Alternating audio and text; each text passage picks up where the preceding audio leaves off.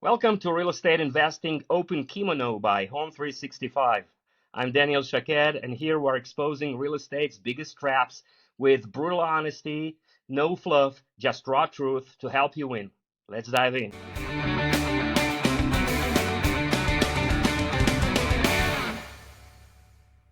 I'm thrilled to welcome Andrew Luong. That's how you pronounce?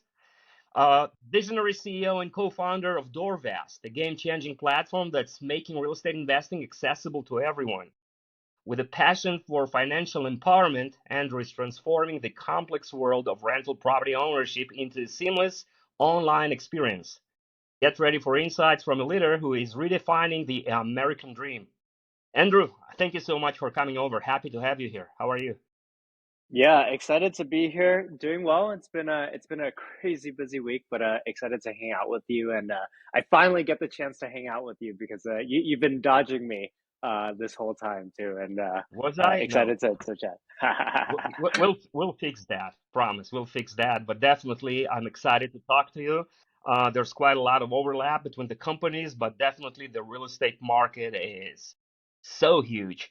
The biggest asset class of the world. There is a place for everyone to collaborate, cooperate, and whatever. And I'm curious to learn more about Doorvest, and about yourself. Maybe before we talk about yourself, um, can you walk me through the typical Doorvest client's experience? Who is your client? Who is your typical client that you target?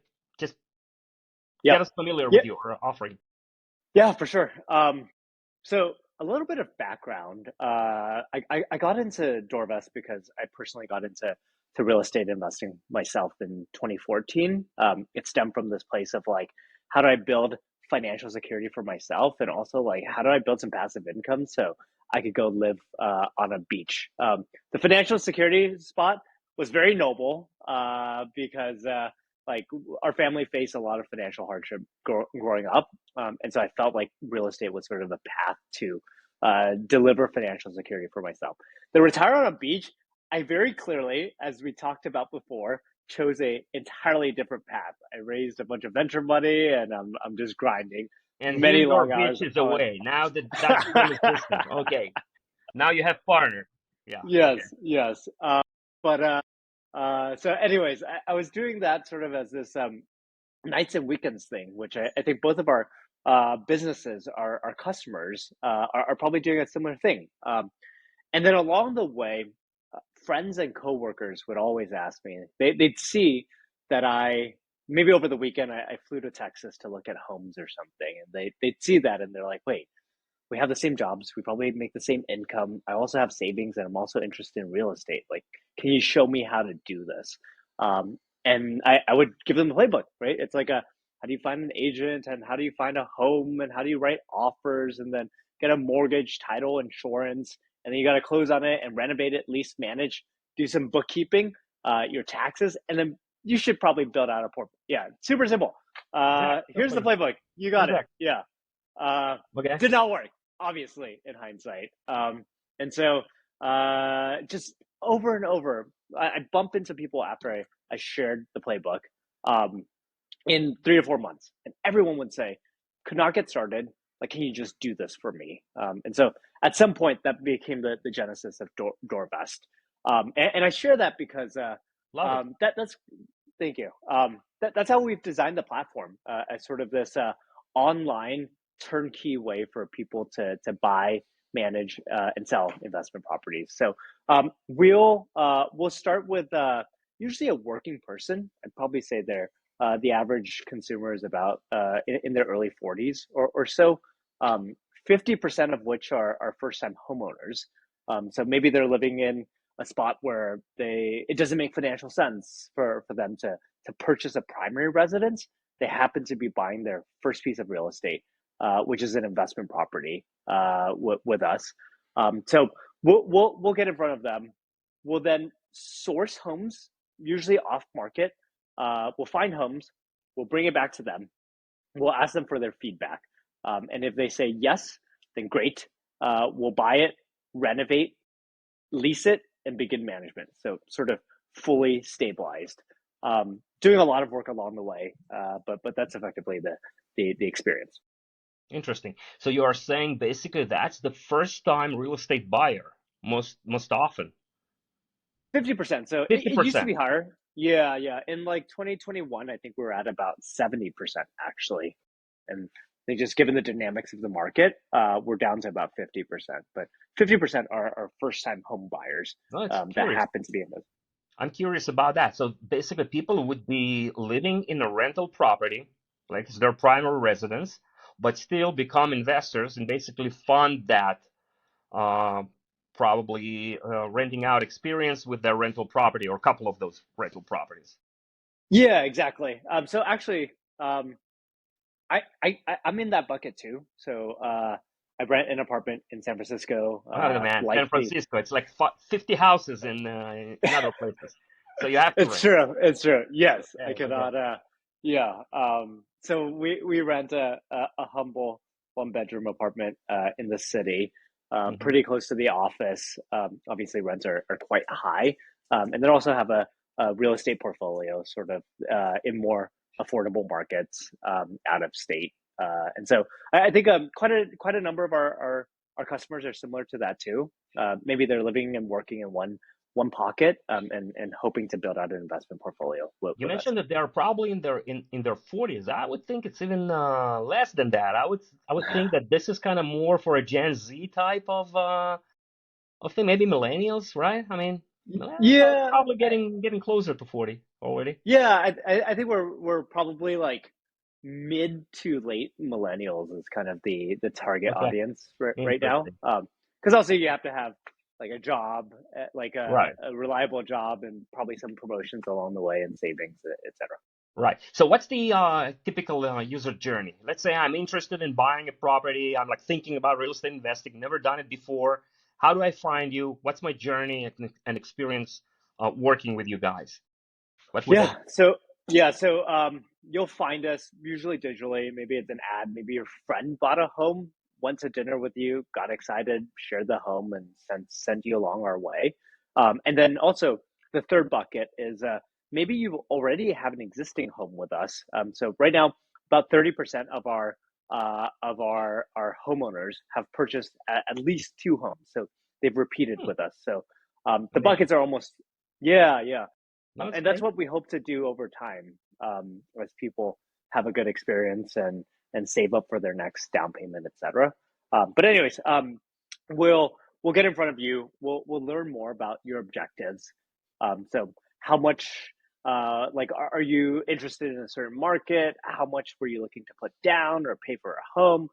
Are you looking for a very like yieldy home? So maybe it's a cheaper home that has a strong rent to price ratio. Or are we just looking for like a really nice home in a great neighborhood that you never really have to think about, or something in between? And then we'll go to market. Our team, our acquisitions team, is constantly sourcing homes. They'll bring it back, and then we'll put it in front of you. And then from there, you tell us like, do you like this? Or if you don't, that's fine. We'll ask for a little bit of feedback, and then we'll keep going until we find something Do you I like. need to pay you anything to commit to anything, or can I just be like in process with you forever?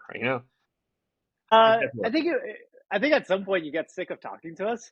So at Okay, least in got the it. consultative Okay. process, you'll probably get sick of talking to us after a while.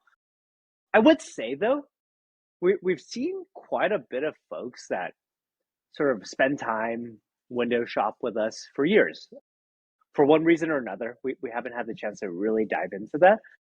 But that's been interesting for us too. So maybe you're poking in and around, and maybe you're waiting for a personal life circumstance, like a bonus or something, to pull the trigger. But anyways, yeah, you don't have to pay at that point. We will ask you to pay a reservation fee when we match the home and when we're taking it off of the marketplace and starting to do the work, etc. That property is completely on my name. It's titled my as my property. It's not co-owned by or owned by Doorvest, right? You don't have like real estate on balance sheet, I guess. Yeah, so we'll temporarily warehouse the homes because we're buying them. They need quite a bit of work too. Okay, Usually got it. about 25% of acquisition price and renovation. So we'll own it for a brief moment, but once it's ready, you buy it, you take full title, and then we just help you operate it. Okay, so you basically also do the entire flipping side of that thing. And, Yeah, and exactly. and how involved am I in this process of scope of project management of paying for those expenses? How does that work? I'm curious. Yeah. So something that I'm sure you can appreciate is that our businesses are really freaking complex. You know, it's just so many operational moving pieces. Yeah. You um, know, you it- know, I'm talking to a lot of my friends. It's funny you said that. You know, various founders of SaaS companies, whatever, and I'm telling yes. them, guys, you can't invent a more complicated company and process than like property management or real estate investing, all that. Yes. So Yes. many Yes. nuances, so many different personalities, so many different, like every house is different, every Yep. tenant is different, so much Yes. variability and volatility. Um, to automate and build technology around that thing, it's like the hardest thing ever, Totally. right? Yeah. Yeah. I mean, Right. tell me about it. It's like every tenant is obviously different. Even when you say every house is different, it's like not only is every house different, it's like every roof is different, every fence is different, every like mailbox is in a different place, and so there's like 100 different components to this house as well And too. locations and regulations and permits and cities Yes, yes, and like laws and everything. Oh man. yeah, Okay. yeah, yeah. Yes. Okay. So the reason why I bring that up is your question about like scope. So we have our own renovation standard that will apply to every home, um, and so we'll apply that to every home. The homeowner, or sorry, the home buyer, it's just a binary. Do they like it or not? And so some homes will do a little bit more work because it needs more work. Some homes will do a little bit less work because it needs less work. But the work is pretty standardized across the board. Got it. So you are setting the scope of work, and basically your company is actually managing this project as well. Yes, exactly. Okay. And how's the world of financing is kind of colliding with this process? Yeah, If I need mortgage, how does that yeah, work? Do you also yeah, do yeah. that, or you facilitate with your partners? Yeah, so we have a small brokerage business too. Usually it's just it's mainly a value add to our customers. I mean, it's not like we're making a ton of money, and it introduces a whole nother layer of complexity. But sometimes people like to just have one person to go to, and so we have a small commercial mortgage brokerage that will do some work there. But the majority we're referring, or you could bring your own as well too. Got it. Perfect. Okay. And then I bought a great deal which you sourced. What happens there? I'm a first timer. I've heard stories about various rules of thumb, 1%, whatever percent. I'm envisioning that this property is going to cash flow like crazy, $500, whatever. Where is that thing meets the reality? Like what's happening? Yeah, well, actually, I'll take a quick step back. And you So I actually bought did physically. You actually physically stepped back. So if you can go, okay, we all step forward. No, exactly. um, the first property that I was fortunate to buy was the cheapest three-bedroom house in Sacramento in 2014. Met the 1% rule back in the day too. And I think my biggest regret was trying to meet the 1% rule because I wish I went a little bit upstream where I wouldn't get all these break ins and squatters and all of the stuff that you and I both work on and deal with on a daily basis. Andrew, but Um, when we are looking on, like browsing on Instagram or TikTok, and we have those influencers shooting themselves, talking about, how do you build wealth now, 100 properties within 2 years? Um, Nobody mentions squatters. right, right. Yeah, exactly. And it's awful. I mean, I've had personal stories. We have stories at the Go company ahead. all the time. I It's, love the personal oh, stories. Go ahead. oh man. I'll So tell the you a same story. home. I'll tell you a Yeah. story about squatters as well, like Yes. brutal one. But let's see whose story is more brutal. I think mine is a Okay, nuisance. Yours go might be ahead. more brutal. Go ahead. Yeah. So that same home. It was the cheapest three-bedroom in Sacramento at the time. Fortunately, I did great. I also don't own it anymore, and I left a lot of money on the table because I just couldn't deal with the break-ins and the squatters and just like the volatility of it all. Which is why instead of hitting the 1% rule, maybe I could have done a point 0.8 or something, bought something a little bit nicer, and I really think I would still own it today. Which is one of my biggest regrets. Actually, there was a batch of homes that I bought together that I don't own anymore, and it's unfortunate. Um, one yeah, one time, resident moves out. I'm going to see the house because I need to get it turned. By the way, I was self managing. That was also crazy. But I went to go see the house because I needed to get it turned. Um, I step into the front door. I look straight in. There's like a lady cooking, and she turns around. She screams at me, and she's like, "What are you doing in my house?" I'm like, "Oh my gosh, it's actually my house." But I'm obviously not arguing with you. So I used to actually always back into the front driveway. So in case an incident like this happened, I could leave the house pretty quickly.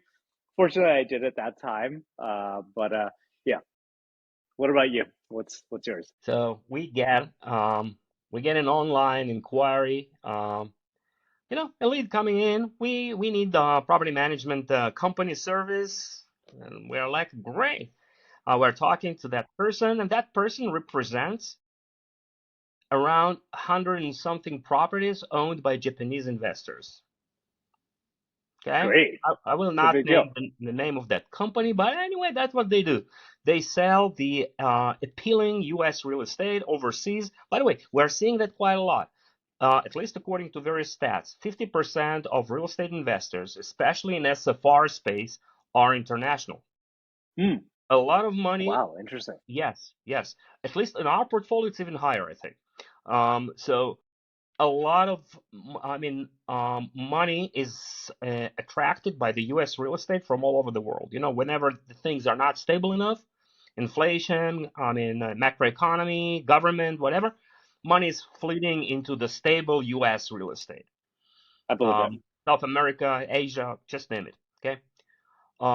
And one of those properties is located somewhere in the north side of Las Vegas. Not the best part, but we couldn't figure out. And they are saying, look, there is something is happening on there. If you can go there and just take a look. And eventually, it's a complex of like 40 units, multifamily, like if I'm not mistaken, 4 buildings of 10 units each, like in a Okay. complex. Yep, yep. Every single one of them is with squatters, needles, people living in the crawl spaces. We had to My hire God. security forces to secure this entire thing, but I can't forget the picture of the security guard basically looking like a SWAT, like a Navy SEAL with all the weapons and everything. Okay, it's a private Oh my security gosh. company grabbing people by their hair from below the crawl spaces, and they are like another one and another one and another one. I mean, it was like crazy stuff. Okay, I've Oh my never seen a gosh. picture like that. And eventually, we had to secure this place for like almost a month or even more to do the rehab, renovations, and more than that, it's a horror story. All of them had a valid lease, but not from the homeowner, from someone who scammed them. Yeah. Oh my gosh. Okay, there was a scammer who was actually leasing those properties, but they didn't own them. Wow.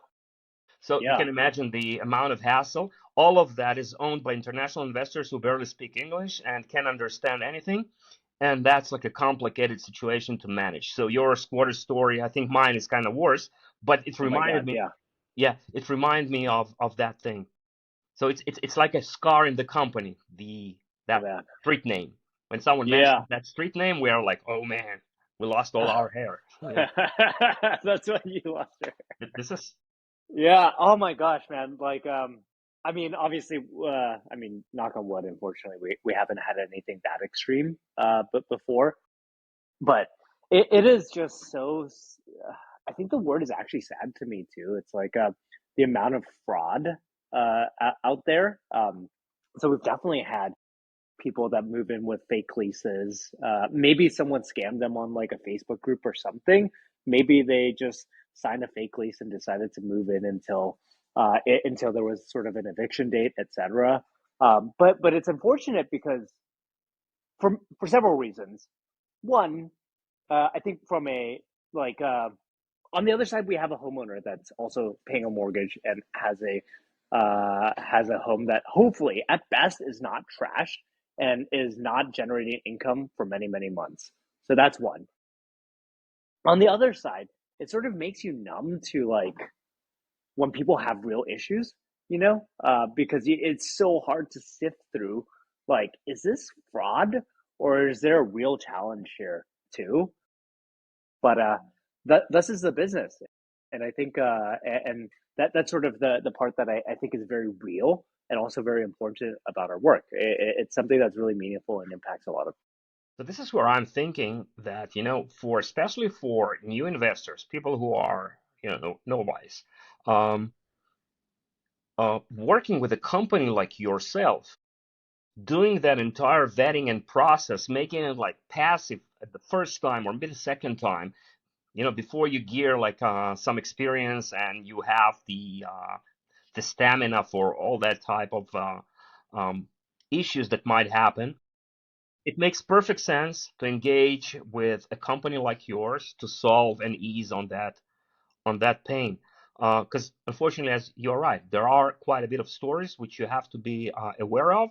On one hand, real estate is an amazing store of value, and it's a great asset to diversify some of your cash into, if not most of your cash into. But it has its issues. It's first of all, you are an investor. Investing meaning taking risk, predicting the future. It's not a bulletproof process. It's not saving account and 401k, right? So doing the first transactions with professionals is super important. Yeah, I believe it. I mean, that was actually how I was hoping to get into real estate my first time too, which is like, okay, I actually found a home that was resident occupied. It was an investor that bought a bunch of these out of the recession last, did great. And it was supposed to be occupied, ready to go, pretty turnkey, etc.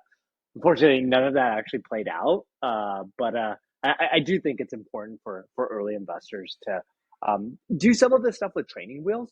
I think, uh, and with that too, like start with a small chunk of possibly your savings that you feel good to plug in, and then see how you like it too. Definitely agree that real estate is not for everyone. It's not for everyone. People think it's passive. Sometimes it's not passive at all, Right. right? It requires a lot of activity, but it can be passive if you invest at the right properties. So, um, and you are aware of the risks that you are taking. You mentioned your previous property, the first one in Sacramento, which on paper should have been yielding an amazing cash Yep. flow, but it's Yep. Yep. only on Excel, right? Yep. Yep. So, Yep. yep. So, what do you consider as a good deal? If I'm just having money and I don't know, I mean, teach me, recommend me. What would you offer me as my first experience? What Yeah. should what should that look like? Like, what type of property is that? Where is this property? Yeah. Yeah. I'm Yeah. a Googler. I'm Googler working at Palo Alto. Walk me through this thing. I have some money. Great. So assuming it's your first deal, and okay, so I think about it pretty simply, which Hmm. is like find a high quality home, in like a high quality home in a neighborhood and a market that you're excited about. Primarily the market, I think, and so. Let's just use Ohio because that's one of our focus markets. Obviously, there's many other markets that people could get excited about as Okay. well too. But one of the submarkets in Ohio, let's say that's a market that you believe in. You think there's some macro tailwinds. You've seen that there's technology companies that have been moving there. You see some good fundamentals. There's good job growth, good wage growth, etc., and good population growth. And so find find that market that you're excited about, and then from there, find a home slash neighborhood that you also feel good about. And I think this is the part where maybe I was overly scarred from my first experience, but I highly encourage people to pay up a little bit instead of optimizing for what spits out the highest cash flow number. Um, like really look at a home that you think is high quality as well too. So strong school neighborhood scores, strong school scores. It's obviously within reason and within budget is kind of the second piece. So that's how I think I would go out about the home quality itself. And then I think lastly, like make sure that whatever you do, like at least on paper, make sure that it pencils a little bit of cash flow.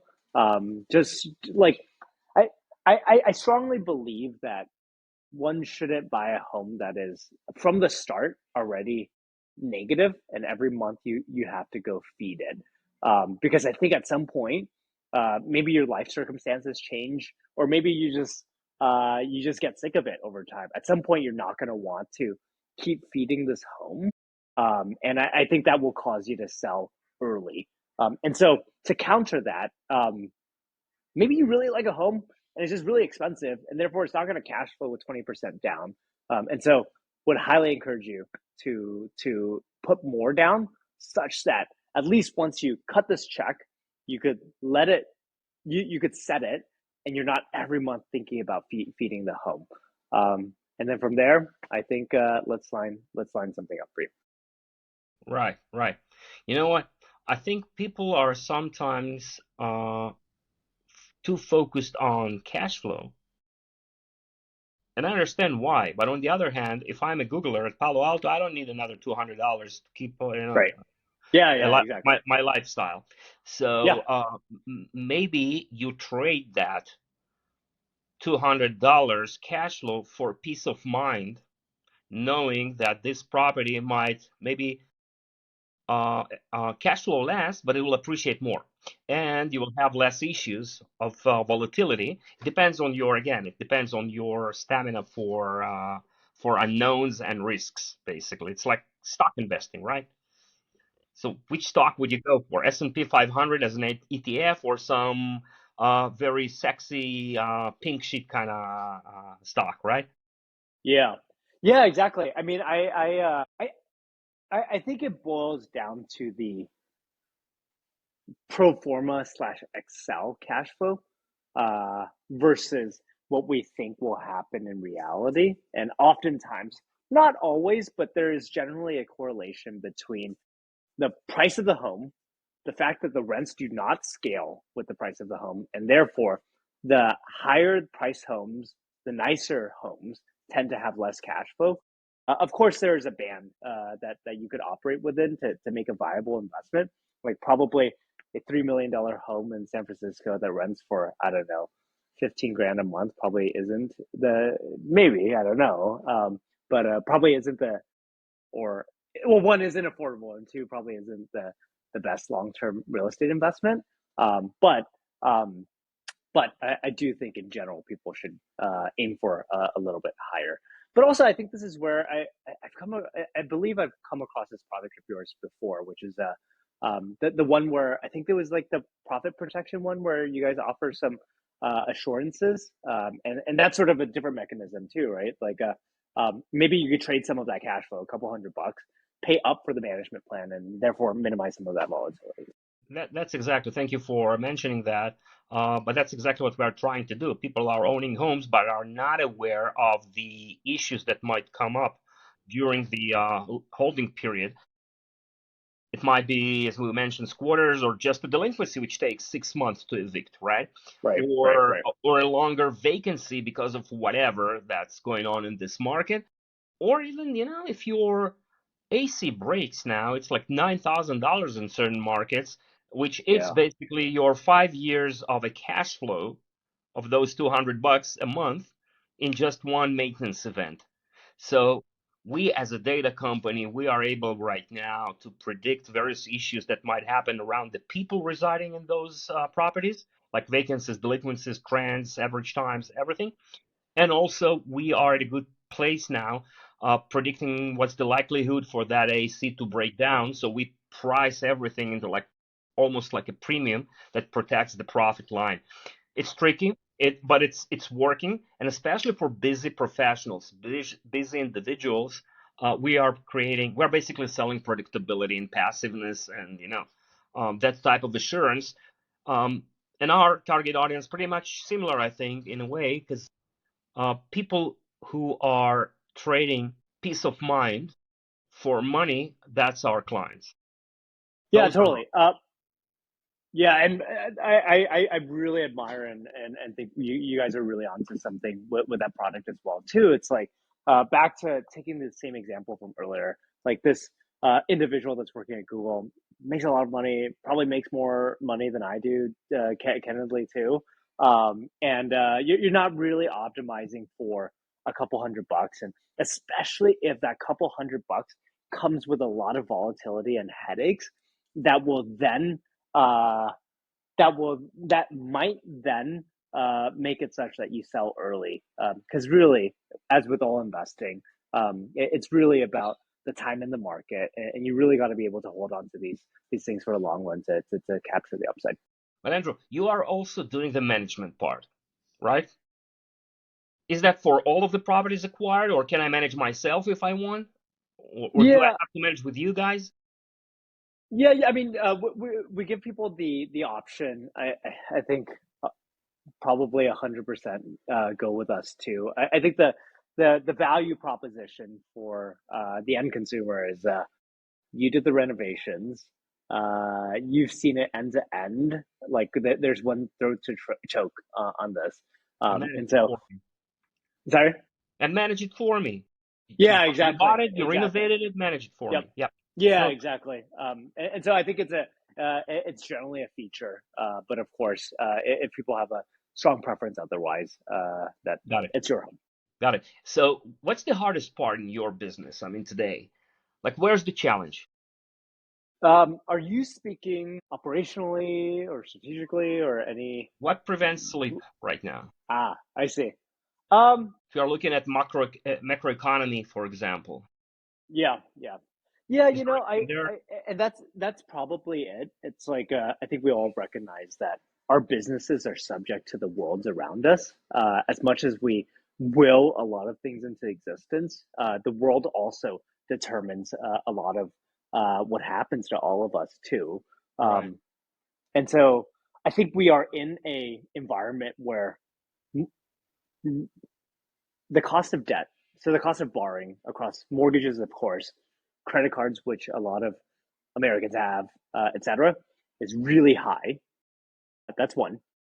Number two, we're also in an environment where people have been pinched by inflation for years now. So even if the inflation rate is 2 point something today, it's 2 point something on top of higher numbers for the last couple of years. And then thirdly, we see all these layoffs happening and companies are just battening down the hatches. And so I think my biggest worry is what does that do to the consumer? Both from a do we have new customers that are confident and ready to purchase homes and build out their portfolio? Sure. But also like the residents too. The residents at the end of the day are the consumers. And so that's the piece that I think we're in a tricky spot. Fortunately, it keeps playing out okay. And actually, I think um, we've seen some of the mortgage rates come down recently. I think the administration has a strong incentive to bring rates down for the government debt as well too. And so let's hope that we keep trending in that direction, and then I think we might be able to get through the clear. But it is a tough spot, I think, for the consumer. And operationally, I mean, in the business itself, what's the biggest challenges that you guys have, and like how do you cope with that?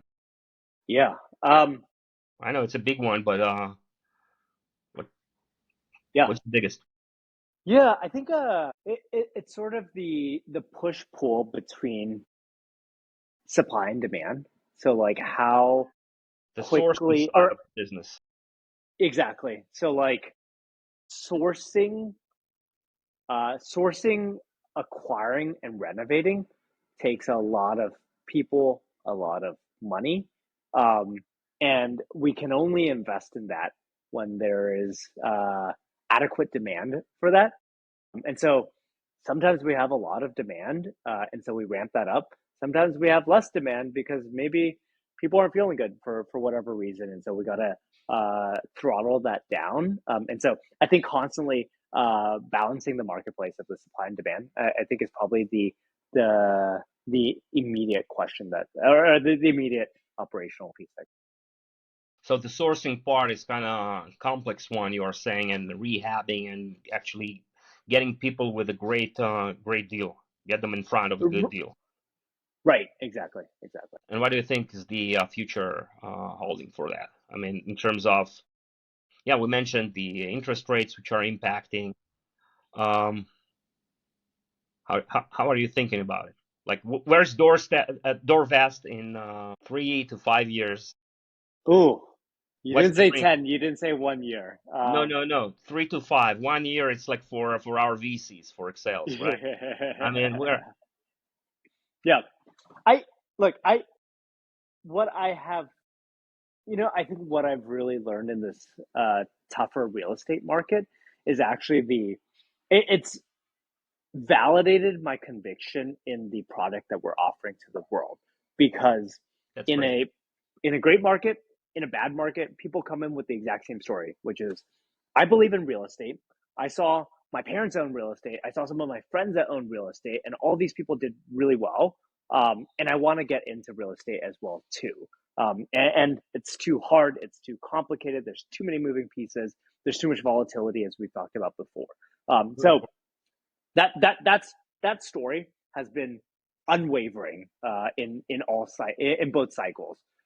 Granted, people are transacting much less because there's less things that pencil right now, and like people, there's job insecurity and all those things.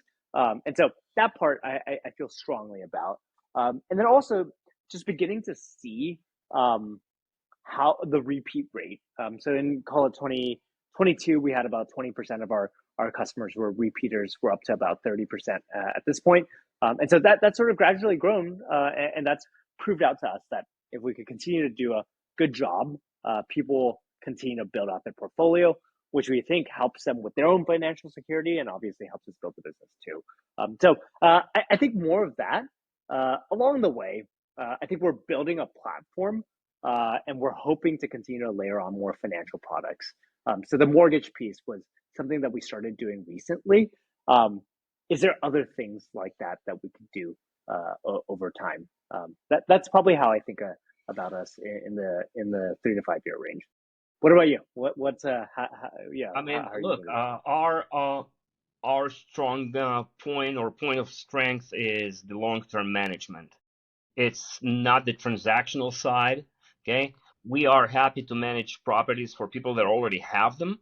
Okay, but if someone comes, and we do have it from more often than not, that people are coming in, either new clients or our own clients, and they are asking, for recommendations. Like, I have some money, I want to invest in real estate. Like, and this is where we refer to our partners to do the transactional piece, but then we'll do the management. I mean, management by itself is so nuanced. It's so hard. It's so, and by the way, it? I'm surprised. I asked you operationally, and you said operationally harder to source than to manage. I'm like in the notion or perception that management is hell hard to do. Yeah. So, Maybe we get a little. I mean, it is very hard, by the way. Maybe we also get a little bit lucky because we get to choose the homes that we manage, right? Because we're sourcing against our criteria, and then the customers are sort of within that box. But yeah, oh yeah, for sure, management is really hard, man. Yeah, okay, perfect. No, but that's important what you are saying. You are basically underwriting the quality of the homes by actually sourcing them. So now I understand that really to source a good one that you can hold and deliver happiness to your clients over long term, that's a key thing. It's not just to transact, right, okay? right. It's Yep. later on to make this customer repeat customer, buy more, refer more clients, and be happy about the process. Yeah, Which totally. which is not, by the way, happening with like a regular realtor whom you might find somewhere, who is only focused his commission transaction and part ways as soon as possible. You are there for life. You are a partner for life there, basically. Yeah, exactly. And that's sort of our pitch to our audience too. Um, Okay. that's sort of the again, it's the double-edged sword, right? Like we've had so many learnings from the past. Like sometimes we've had customers that really wanted more cash flow, more cash flow, more cash flow, and we're like, okay, fine, we'll go get lots of cash flow. We bring it back on paper, it has a lot of cash flow, and then it becomes to be it turns out to be a nightmare, and we're on the hook for that too. You know, like we're on the hook because we have to be the one.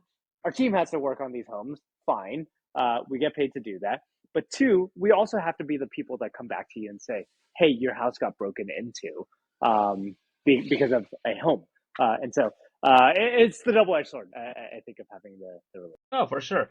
Some investors, especially the new ones, those that are not experienced enough, they believe that the problems are actually caused by or due to the management companies. right, right, It's not that the management companies are all there to solve problems that are happening by a real estate investing strategy.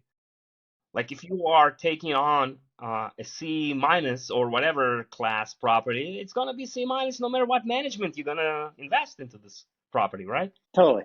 Yes, absolutely. Obviously, I think we're preaching to the choir, and you and I experience a lot of this day to day. I think there's an element of things that we can control, right? Like the level of our service, the communications that we deliver to our customers, the transparency, etc. But there's also many things we cannot control too, which is like, um, mm, for instance, if we got a sour apple because unfortunately it was a bad resident or something happened, etc. Like there's pieces They, there that yeah, they might and be it great happens, right? It's residents, part but of they got laid off now and they don't have the money right now, so they become less of a good resident. right, But it right. happens. That's the Yep, reality. We're in a business of people, and where there are people, there might be problems at times. totally, totally. Cool. So, tell me about your kind of company culture, if you may. Like, who are your Yeah, employees? How do you source them? Like, what are you looking for? yeah. Because Oh, again, interesting. it's like a tech Yeah, company and a very heavy operational company, right? yeah, How does yeah. that thing Yeah, blend? probably two things that really come to mind for me. First is we're very serious, but we don't take ourselves too seriously. And so, hopefully, you've seen it in my demeanor too. Like, I care so much about building for the world. I work a lot, and I think that's very much true for every team member of ours too. At the same time, we could have a we could have a nice laugh about like the struggles that we go through and a smile on our faces too. I think that's something that we care deeply about. The other piece is also a lot of conviction with paired with a good dose of humility too. Conviction means you really believe and you could charge through walls. Humility also means sometimes you can pick up your head, acknowledge that maybe that wasn't the right approach, etc. And so those are probably the two pockets that you would see with our team. But what about you? How do you think about the culture at Home 360? I think we share quite a bit of the uh, same understanding. Look, I'm looking for very motivated, excited people that understand that we're actually aiming to do good in this universe.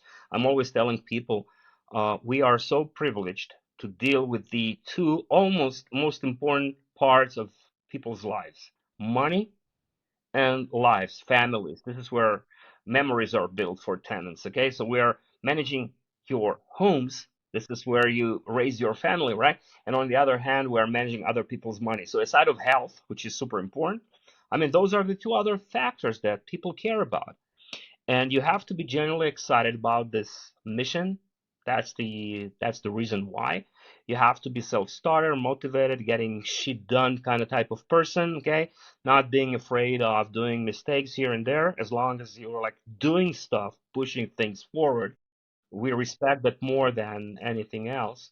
Of course, people who are obsessed with our clients, customer obsessed, and it's hard. And on one hand, we are a tech company, a data company. We are obsessively automating every possible aspect of property management.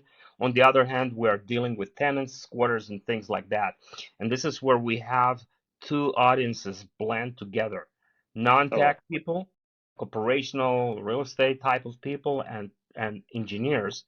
And at times, you know, as a young company, it might be like sometimes challenge. So culturally, it's an interesting point to manage. But definitely, look, I'm looking at motivated people, people that are actually, from my perspective, if you are doing like uh, how to say that, marathons, triathlons, like that those types of sports, you know what Yep. pain is, and Yeah. and you Yeah. overcome pain, and you get up early, probably at 4 or 5 a.m., and then you do that painful stuff. That means you are Right. disciplined, right? Right. Right. Right. And you are disciplined, and you are not giving up. You are not a quitter. So that's important. So that type of background is more important. Which university you study in, or which whatever, much more important. Okay, like, can you live through pain? Can you go through that roller coaster of building a company? And, we are both building companies. Right. Absolutely. I mean, but by the way, I think almost everything that you said there would apply for our team too, and how we think about it. It's like um, one is like having the endurance, but also driven by just like the discipline. I mean, I can tell you about my morning routine and like cold morning showers every day, and it freaking sucks. But then I feel good after, and you kind of just wake up and do it. And I think that has to be sort of grounded in like I think we're like as an individual, the team members have to be grounded in. I believe that we are driving impact beyond ourselves here. And so the sacrifices that we make, it's in service of our customers, it's in service of this company, it's in service of our fellow team members and whatnot too. Um, and I think to comment on your last piece about like the two worlds that I think we both straddle, which is sort of like technology and like operations and real estate. I think that's where we think a lot about the humility piece too. Like you have to be able to recognize that recognize different perspectives because an approach from an engineer that has never worked dealt with a squatter physically before is very different than a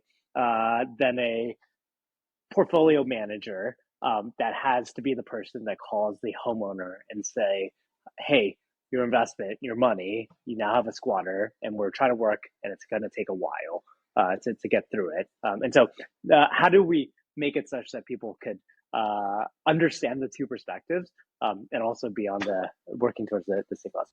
100%. Part of our go-to-market strategy is that we are acquiring traditional management companies. We buy their books of business. Yeah. We've done over 10 or 11 deals already like that. Wow. Part of our growth in parallel to growing organically. Are now adding, I would say, around, I would say, 50 to 100 homes every month through organic reach to our management. But and we are aiming to do more amazing conversions and everything. But I just wanted to mention that the inorganic approach, where we buy traditional portfolios, usually we used to take the previous employees of those companies as part of our employees, and we learned over time that the success there is very minimal. We'd rather teach the people we source what they need to know about managing properties in this location or for those owners, rather than trying to take a traditional management company and the way they do business, etc., and how they are wired, and get them into a fast-paced technology company with dashboards and KPIs, and even the lingo is different, right? Right. So Right. it's a learning curve for us as well. Unless they are superstars, we would actually prefer to raise our own talent from within. Yeah, it makes sense. I mean, like, I think that's you started this podcast with the market is massive, right? Like, single family residential is a massive market, and it spans many different geographies, many different states, many different cities, and many different operators too. And I think to your point, it's like there's many different types of property managers and how they run their businesses. And I'm not surprised that there's been some cultural tensions with some companies that you brought up. Yeah, perfect. Okay, maybe towards the end, okay? You are building your own company. What would be your advice for someone who is just starting some prop tech or fintech kind of venture and Yeah, knocked on your door? You are experienced dude, you raised money. How much did you raise so far, if it's not disclosed? I mean, if you are able yeah, to. yeah, yeah. We raised about 23 million in equity Okay, today, about 75 in debt. Yeah, that's amazing. From VCs, I guess, right? I mean, those amounts. Yep. yeah, primarily, yeah. Primarily. So you are damn experienced. You've seen it pretty much happening, the good and the bad of the market. What would be your kind of advice to someone who is just thinking in a romantic, thoughts about building their own startup right now? Don't do it. No, Don't do I'm it. just Oh, kidding. no, no. No. I'm just Don't kidding. I'm kill just my kidding. dreams. Don't kill our dreams. No. I'll give you two. No, I but think but the don't do it is a good example. Go to it's Google. a You'll start. make more money. Obviously. Totally. Exactly. Absolutely. Yeah. Absolutely. I, Okay. I, I think I think that's premised by look, greatest job in the world with incredibly awesome humans, and I get to learn so much while also in service of something that I deeply care about. I would not trade that for anything, and I'm very grateful. Of course, along the way, there's many decisions I would do differently. I'm sure you have your learnings as well too. Um, but I think at the starting point, especially if you're looking to build sort of a quick growing business, I would highly recommend folks think carefully about the endeavor they're about to take on. You have to believe in what you're building because, to your point from earlier, every day you have to show up in order to build a durable business. Every day you have to show up and keep charging forward. And there are many hard days. And so you cannot be questioning why you're doing what you're doing. Because the moment that you start questioning why you're doing what you're doing, I think it's over. And it's just too hard to force yourself to keep going from there. So I think don't get excited by the first idea or by the first concept or something that you think is hot in the market. Like really work on something that you're compelled to pursue. I think that's probably one. Um, the other piece that is similar, um, that I would also apply to my friends and people that have asked about getting into real estate, is also like you can also overthink things forever. There's always a reason to say no to something. And so and also the variables are constantly changing too, right? Like for instance, you might be excited about a market to buy real estate in today and some news article comes tomorrow. Like, does it really change the overall fundamentals? Probably not, but if you point to that, you can use that as a reason to say no. Similarly, if you wanted to start a business, there's a million and one reasons why you can defer that. But if you, in your gut, know that you want to take a swing at it, you should do it. Uh, you really should do it because otherwise you're going to be wondering it for the rest of your life. And so just do it is probably the number two. Just do it. Just do it. Get shit done. Seriously. Yep. Perfect. So maybe the last question, with all the stress you are going through and we are all going through, like, what's your ways to decompress, reduce the stress? What do you do? You mentioned the cold showers. Oh yeah, Pay me millions, I'll not do that. you can join me one time. No, just kidding. No, it's I don't enjoy it, and I take breaks on the weekend. But like every morning, it's like clockwork. It's like cold shower, coffee, workout, or play tennis. No, so I grew up playing tennis. I picked it up again Oh, some years ago. all right. My fiance and I play some competitive recreational competitive tennis, but it's great. Like you literally cannot pick up your phone if you look and you get distracted, it's game over. It's also great exercise as well too. And it's like good community and you could challenge yourself, right? Um, at the end of the day, the person that wins the match is the better player. And so if you lose, not as good. Let's figure out how to get better. So competitive tennis is probably it. And then yeah, just spending time with family and loved ones. What about you? What about you? So before my surgery, I'm an early riser, and I mean, obviously exercise every day, weightlifting and stuff like that. But for the last 2 years, I actually started to walk for like over an hour. And this is where I consume like high pace walking. And this is where I consume a ton of podcasts and various books. Andrew, it was a pleasure talking to you. Thank you so much for coming over. And definitely we need to touch base again very soon to discuss potential cooperations and how to navigate this super complex world of real estate investing. It was truly and genuinely a pleasure to have you here. Yeah, thank you, my friend. Good to finally meet. Think very highly of everything that you're doing, and thanks so much for having me on as a guest. Talk to you Perfect. soon. Thanks so much.